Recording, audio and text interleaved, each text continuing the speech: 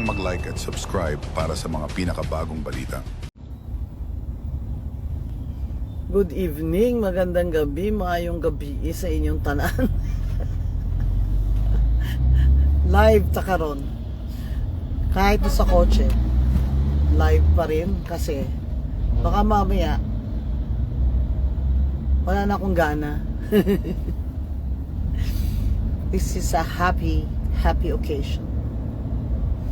Alam ko naman na lumalabas na sa mga news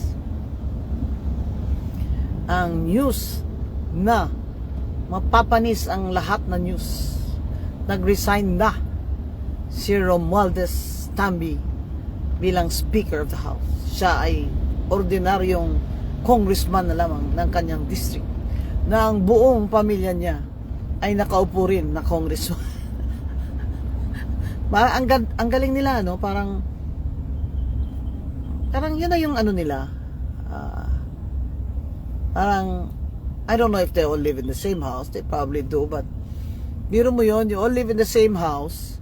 Tapos, congressman kayo, asawa mo, ikaw at saka anak mo. Magkikita na naman kayo doon. 3 beses sa isang linggo doon sa session. Gusto niyo ba yung ganyang klaseng buhay? Gusto nila. Ginawa talaga yan ni Romualdez para makaboto sa kanya yung asawa niya at ang anak niya. At ang isa pang si June Asidre ng Tingog. Kasi nga, 'di ba, para ma-hold niya pa rin yung position niya as Speaker of the House. Ang hindi lang niya na-anticipate, hindi niya naisip na one day more si BBMI magigising at babangon na at ayaw na sa kanya. That's it, pansit. This is the end of the line for you, Romualdez. I mean, siguro isip ni BBM, abay, kung sa akin naman magalit ang tao, edi sa kanya na magalit, di ba? So, he gave us Romualdez head. Palagay nyo, magre-resign yun kung hindi tayo nagpo-protesta. Kung hindi natin sila sukang-suka na tayo sa mga congressman na yan, ng mga buhaya at kay Kim Bunjing. Palagay nyo, hindi yan magre-resign ba yan? Kung akala niya, kaya niya pa rin yung taong bayan. Kaya tama yung nagpo-protesta tayo. Sa Facebook, sa TikTok, rally, alam nilang malaking rally. Kaya resign na si Romualdez, also known as Supreme Leader Kim Bunjing, bago pa mag-rally sa 21. Dahil ako, malaking rally ito at parang nationwide na meron sa Davao, meron sa Bacolod, meron sa Cebu, meron sa Luneta, meron sa EDSA at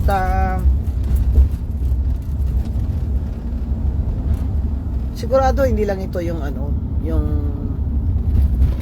hi Nenen, hi George, ha? May utang ka pa sa aking lunch dyan sa Binondo, ha? Akala mo nakalimutan ko, ha? Hindi lang ito ang rally na malalaking rally at sunod-sunod. Sunod-sunod ito. Kasi wala namang reforma. Wala pa naman. 3 taon si BBM natulog. Ngayon gising na siya. At bumangon na siya muli. Ang talaga dito, poetic justice. Yung flood control budget na ninakaw nila,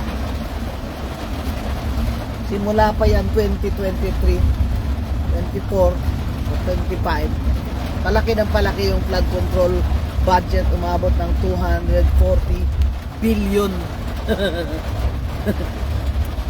Lang yan.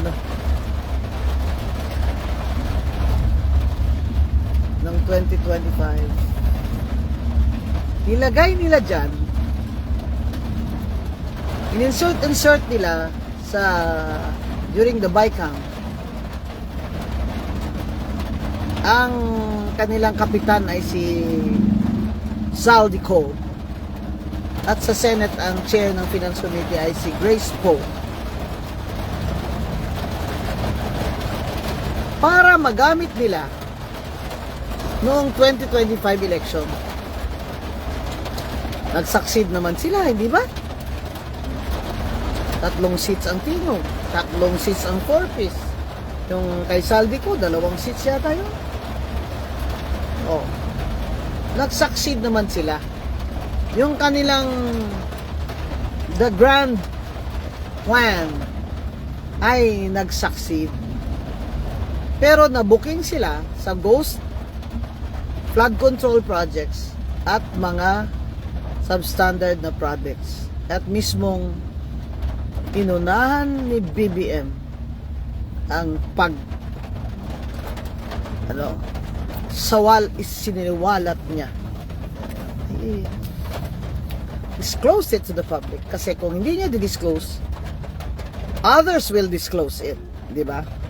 Kaya, siguro sinabihan siya, Mr. President, mabuti pang ikaw na mauna nito. Para talagang i-reforma mo na. Ganyan. Kita ng mga tao na serious ka about reforms, ending corruption during your term. Kaysa naman iba pang mga NGO dyan, mga senador dyan ang ka-discover nitong yung mga ghost flood control projects na ito. So, ang poetic justice dito nanalo nga sila ng eleksyon kasi nga ang dami ng yakap, tupad, AX, TAX.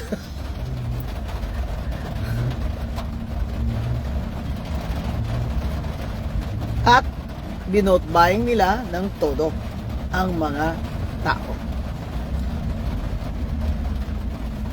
In my opinion, all with the grand scheme of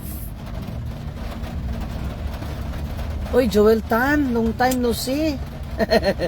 Angel, hello. Hi, Cindy. All with the grand scheme of looking at 2028 when Romualdez will run for president. Kahit na 3% lang siya sa survey. Naniniwala sila na with all the money in the world, kaya nilang itodo vote buying sa 2028. Siya ang kandidato ni Marcos. So ngayon, walay na, hindi na siya kandidato ni BBM, di ba? Wala na. It's all for nothing. Di ba? At ang reputation niya, at ang anak niya, at ang asawa niya, kung sa Bisaya pa, dalahig na, tanan. Sama-sama na lahat. Tingnan mo si Zaldico, pumunta daw Amerika para magpagamot. Palagay ko, pina-escape yun eh. Oy, ano ka, Zaldico, huwag kang tumagal yan sa Amerika at nakatubuan ka ng kaliskis. President Trump, ipa-deport nyo nga yan si Zaldico. Pa-deport nyo nga yan siya para makabalik yan siya dito sa amin. Mga minamahal niyang mga kababayan ay naghihintay sa kanya dito. Ano yung balita ko? Totoo ba yun? Yung bahay ni Zaldico ay ginawang bulletproof? Ha? Totoo ba yun? Ano yung bahay niya ay ginawang naglagay ng yung surrounded or covered with concrete ba? Yung parang hindi mo na makita yung bahay sa loob from outside. Baka nga bulletproof yun kasi pwede ka naman maglagay ng yung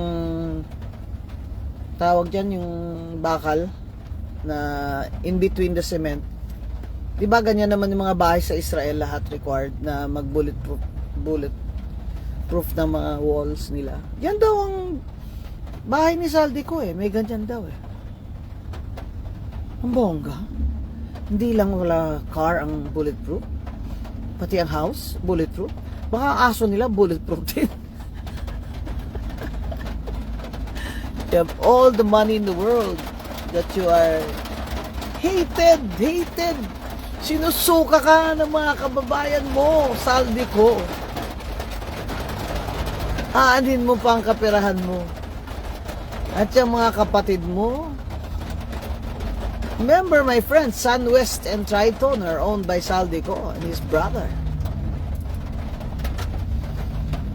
Kasi naman, wala nang hiya-hiya. Congressman ka na, tractor ka pa. And did you really think na mabubudol mo, maluloko mo yung mga tao forever? Diba? Kasi nga, naniwala kayo na napaka-powerful na speaker nyo, si Romualdez. Kaya ganon. Yung with impunity. I-M-P-U-N-I-T-Y. Impunity. Yan ang malaking kasalanan nyo sa taong bayan. Kaya bumalik ka na dito, Saldico. Patunayan mo sa amin na hindi totoo na nagnakaw ka ng pera sa infrastructure projects sa distrito mo at sa mga flood control projects kahit sa ibang distrito. Patunayan mo na hindi totoo sinabi ni Diskaya na may 25% ka at si Speaker Romualdez. At ang 5% ay napupunta sa congressman na nag-insert ng flood control budget dyan sa national budget. Kasi di ba parang ang tawag doon? Pass through. Bongga kayo. Ginawa niyong kakadiri kayo. Katayo balahibo yung mga pass-through fee, insertion fee. Talagang akala nila, pera nila, pinaglaruan nila, ninanakaw nila, ginagastos nila na parang wala nang bukas. Kasi nga, nakaw lang.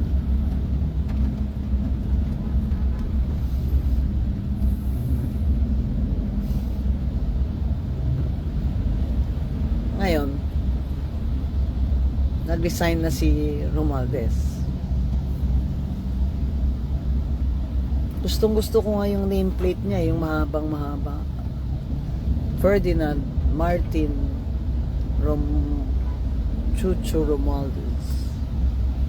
Pinangalan pa sa kay Ferdinand Marcos. Kaya ano naman ang responsibility ni BBM dito? Oo nga, resign na si Romualdez, napatalsik na. Ang pinalit, syempre, Marcos loyalist din, si Congressman Faustino D. the third, I think, Boji the third. Which, sabi nila, well-liked daw ng mga congressman ito. Well, that's good. Loyalist na naman ni Marcos ang nilagay nila. Syempre natural. Sino nga naman nilagay nila? Ang kalaban nila. Pero dapat, Mr. President BBM, may marching orders yan si bagong speaker sa iyo, sa partido mo, sa mga si Sandro naman ang ginawa mong kapitan. So, andyan naman siya araw-araw. So, good, meron ka monitor. Dapat may marching orders din ang bagong speaker. Na ito ginawa natin para may reforma. Hindi yung, happy days are here again after 3 months, Baka naman after 3 months lang ay kumakanta na yung mga buhaya dyan. Happy days are here again. Mga Crocs. Wala kayong kabusugan. Huwag nyo nang attempt yung bagong speaker na maging godfather nyo na naman. Kaya ng ginawa nyo kay Romualdez. Na naging ano kayo dyan.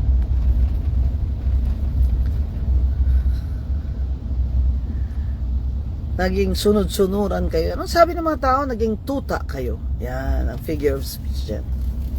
Dahil lahat ng mga sumasamba sa kanya ay gusto ng funding.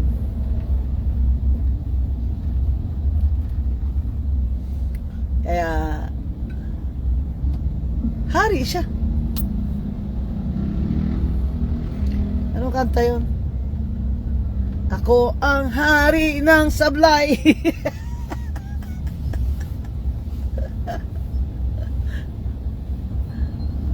Yan kasi, yung corruption na yan, yung kakurakutan na yan, yung katakawan na yan, ng mga congressman at congresswoman. Iba naman, wala namang ganun dyan. Pero iilan lang sila dyan. Pambubuti. Yung katakawan nyo sa pera ng bayan, yan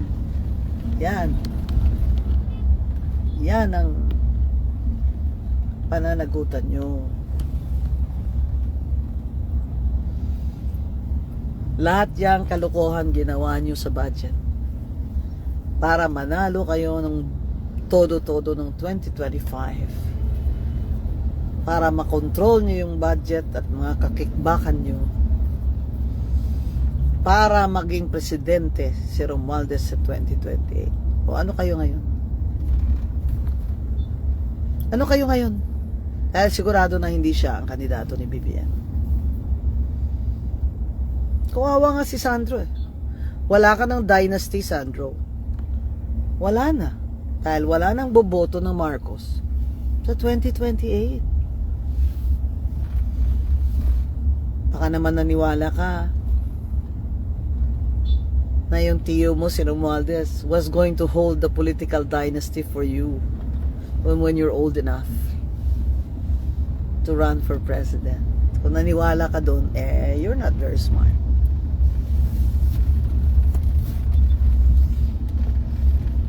Now, he has become a liability. Kaya siya, pinatanggal na. Tama din naman si BBM. Abay, kung ako babatuhin ng mga tao, di siya na lang. O ako yung mumurahin ng tao, di siya na lang. Political survivor ito ni BBM. Kahit na hindi na siya makatakbo sa 2028.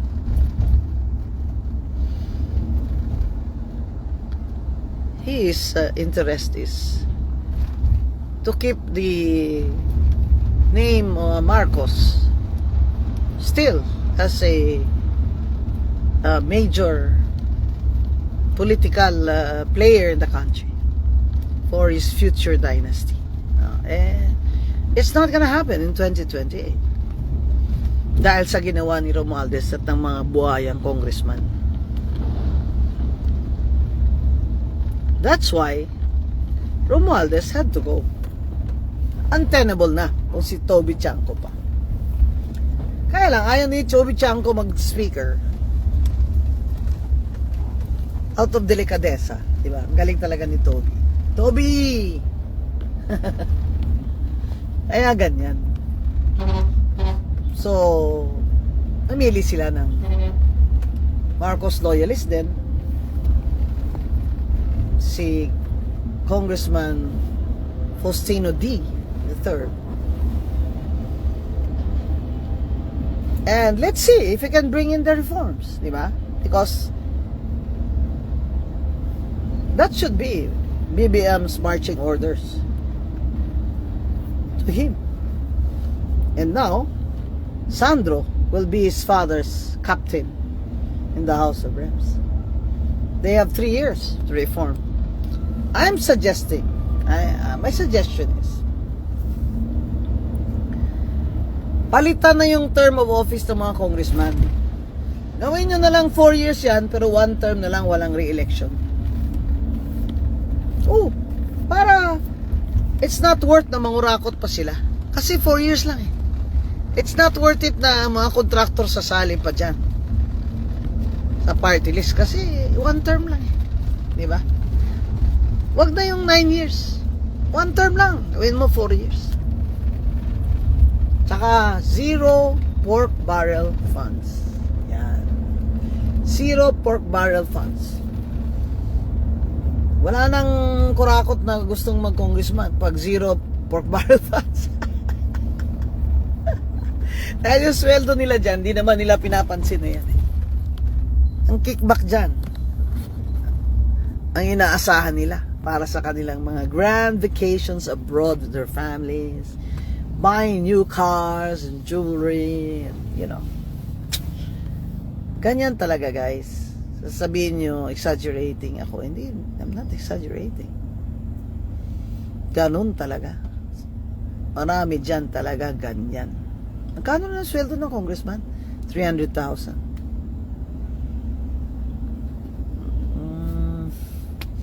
Some representation allowance, maybe 100,000. Hindi nila yan nililiquidate. Walang resibo-resibo yan, pinipirmahan lang yan. Yan ang audit sa kanila, is just a certification.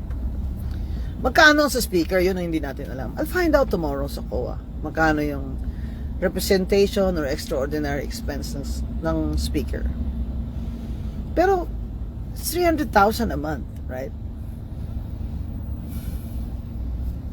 Hindi naman yan kontento sila dyan. Doon sila sa kickback kumikita. Sa kickbackan. Dati broke-backan. Ngayon, kickbackan. Sabi yun, pati Attorney Guanson, tuwang-tuwa ka. Eh, sino ba naman hindi matuwa? Eh, tatlong taong ko na itong pinagtabahuan at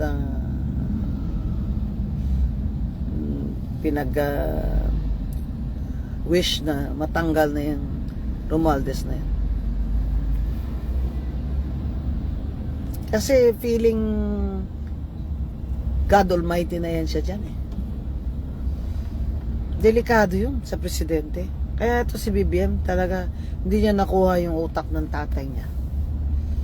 Si Ferdinand Marcos, walang pwedeng maging mas kapangyarihan sa kanya.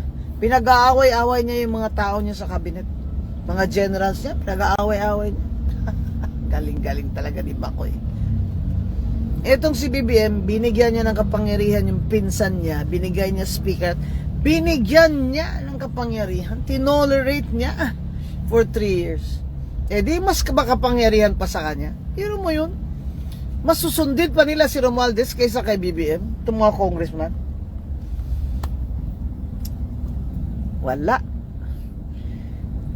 Talagang BBM could not fill the shoes of Ferdinand Edralin Marcos. Buti naman nagising pa. 3 taon di gising. 3 taon di gising. Ano nga yung sabi niya? How did we come to this? Sabi ni BBM, how did we come to this? Eh di, humarap ka sa salamin, tanungin mo sarili mo dyan, how did we come to this? You tolerated the Romualdez.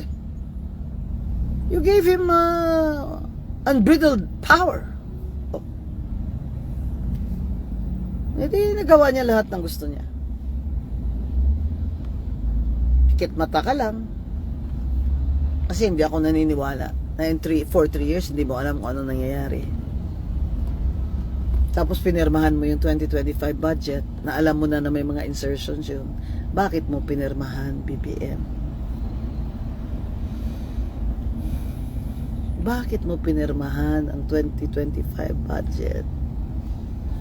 Alam mo na nataliwas yun sa NEP, sa National Expenditure Program.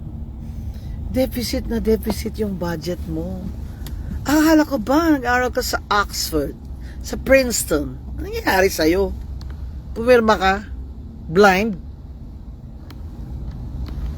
Ay, papasa nila sa'yo. Oh. Grabe. Ang sabi ni Saldi ko, pinirmahan naman ng presidente. Oh, so it makes it all right. Kasi pinirmahan naman ni BBM.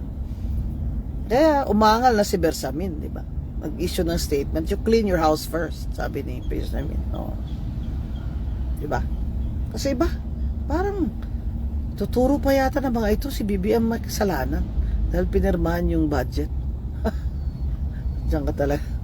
Umuwi ka nga dito, Saldi ko, para masabunutan ka na ng mga bakla. Mga akla. Pag uwi dito ni Saldi ko ay i-welcome natin siya. Kainis ka. Sarap ka sa bunutan. Yung imbes na mag-explain sa tao, mag-justify pa mga ginawa nila. Ito naman si Romualdez.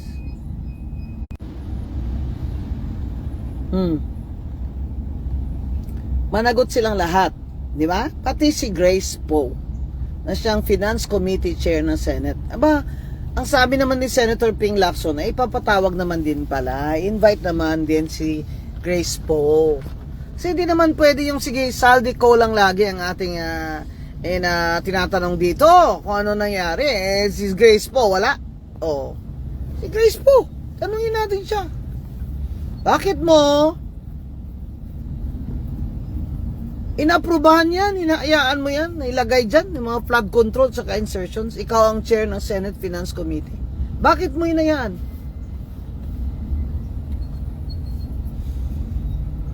Ang tanong din yan, nag-avail din ba si Grace Poe ang mga tupad na yan, yakap, AX, TAX, lahat na yan para sa party list niya na anak niyang representative, yung FPJ party list? Tanong yan ng bayan sagutin para matahimik na ang tao, di ba? Kasi hindi naman pwedeng si Saldi ko lang ang i-blame natin It takes two. It takes two, di ba? The Senate and the House para mapasa yun, sabay ka mapasok sa GAA. It takes two. Saldi ko and Grace Poe. Yan. Sagutin lang niya. Anyway, papatawag naman siya ni Senator Lacson. Enlighten us. Enlighten us. Especially that you had a candidate, your son, for party list in 2025. And our theory is all of these things happen in the budget, the insertions, the yakap, TAX, AX, to be used for political gains. So enlighten us. Tsaka hindi pwedeng hindi managot ang lahat. Ganda yung sinabi ni BBM no one will be spared. Ang bongga. Yan ang gusto ko sa'yo, BBM. BBM, standing ovation na ako sa labas ng Malacanang kung totoo yan. Kung totoo yan. Itong committee mo, commission mo naman na investigation commission. Ano ba yan, BBM? Ano ba yan? Wala namang pangil yan. Walang pangil yan. Wala nga right to power to subpoena yan. Declare them in contempt. Ano ba yan? Ano yan? Ang ginawa mo lang dyan, ang katawa-tawa dyan sila. Abay, tatawa lang yung mga Saldi ko dyan sa'yo. Kita mo, yung isang justice nga, ayaw naman sumali dyan. Kung ako din, pasahin ko yung executive order mo. Ilabas nyo nga yan. Ate Claire, Auntie Claire, Attorney Claire, pakilabas lang po, ma'am, ng executive order ni Presidente. Kasi gusto ko talaga ang makakita yan. Baka naman makasuggest kami ng kung anong maka-useful naman yung suggestion namin. Diba? Ako naman, pag maganda naman ang ginawa ni BBM, 2 thumbs up naman ako. Pero pag mali, sa akin, mali talaga. Diba? So, 3 taon na nagising na si BBM, mga kababayan. At nag-resign na ngayon si Romualdez. Ang tanong, kaya ba ni Speaker D? May marching orders ba si Speaker D na i-reform talaga itong House of Representatives na ito? balita ko mabait daw ito eh. Yung Congressman D. It's well liked, kaya consensus siya. Mabait daw siya. Baka naman po kailangan di kayo mabait. So, mabait kayo dyan. Baka lamunin na naman kayo dyan ng mga katutaan. Kapatiran ng mga tuta. Kanya-kanyang placard na naman tayo sa 21 ha. Alam nyo, sa dami ng rally, may Bacolod, may Cebu, may Davao, o yung One Taft consortium ng mga kolehiyala dyan. Girls colleges in Taft, ay lumabas sila. They brave the sunlight. Lumabas ang mga girls at nag-walking protest march. Yan. Gawin natin yan, mga anak. Gawin natin yan every week. Di ba? Yung UP nga, nag-memorandum nga chancellor eh. Sige, testa kayo. Ibahin yung UP, no? Sabihin nyo talaga, mga ganito kami, ganyan kami. Oy! Ibahin nyo kami. Kahit nung martial law, talagang protesta kami, lumalaban kami, lalo na kami. Yung mga student number ay starts with 70. Yung akin 74. Kailangan po turuan natin ng mga anak natin na pagmamahal sa bayan ay ipakita natin sa pagprotesta ng mga kamalian ng ating mga opisyalis. Sumali po kayo sa rally kung saan kayo komportable o malapit. Ako, mauna ako dun sa Luneta. Alas 8 pa lang nandun na ako, bibili na ako siopaw. Silya na nga ako eh. Saka meron akong talang buhayan, laki. Doon ako kasi gusto ko yung mga rapper nandun sa Luneta. Pero bago mag 2 o'clock, pupunta ako sa EDSA, syempre. Doon na mga mga dilawan, di ba? Mga kakamping nandun, di ba? Doon tayo. At saka mga kaibigan ko kasi doon sila pupunta. So, to follow na lang ako. Kasi gusto ko rin naman makita yung mga tao sa Luneta. At saka yung mga rapper, di ba? At saka yung mga vloggers na nagtitext sa akin na gusto nila, kasama nila ako, makita nila ako. Di kita-kita tayo doon, ha? Yung mga vloggers. Para naman na pag nag-live tayo, ay sama-sama tayo nag-live. So, guys, wala na mo ng kulay-kulay ngayon. Kung saan kayo komportable, sige, sali lang kayo. Basta sumali lang kayo sa rally sa 21. Okay? Sali tayo sa 21. Okay? Attorney Guanzon po, ang inyong lingkod. Magandang gabi po sa inyo lahat.